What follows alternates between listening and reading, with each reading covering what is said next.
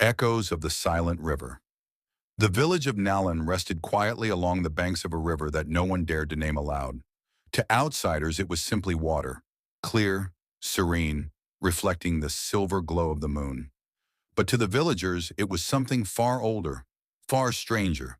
They called it the Silent River, for no bird ever sang when flying above it, no frog croaked in its shallows, and no fish was ever seen in its depths.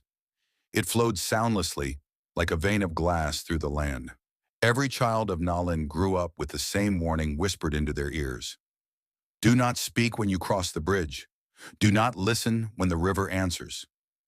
Aria had heard this warning all her life, but she was not one to bow easily to silence.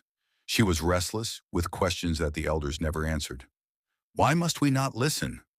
Why does the river echo? She once asked her grandmother. The old woman only shook her head and pressed a trembling finger to her lips. One night, as the monsoon clouds gathered and the wind carried the scent of rain, Aria walked to the bridge. The world was hushed, save for the faint rhythm of her heart. She leaned over the wooden railing, staring into the black glass of the river. And then she heard it, a voice, not her own but shaped from her very breath. It whispered her name, not aloud, but in the hollow of her mind. Aria. The sound was like her father's voice, though he had drowned in the river years ago. Trembling, she leaned closer. Father, she whispered, forgetting the warning. The river rippled. Shadows moved beneath its surface, forming vague outlines of faces, familiar and strange. The echoes came again, overlapping, many voices at once. Her father, her lost friends, strangers long dead, all asking, all calling. Come back to us. Join us in the quiet. Stay. The air grew heavy.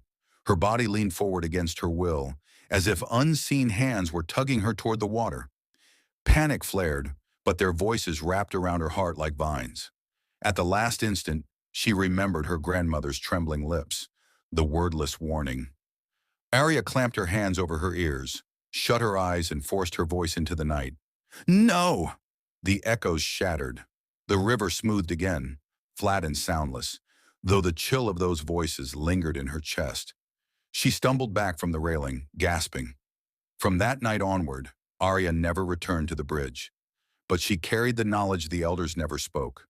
The silent river was not silent at all. It remembered every soul it had taken, and it whispered them back into the world, hoping to claim another. And if one listened too closely, their echo might become your own.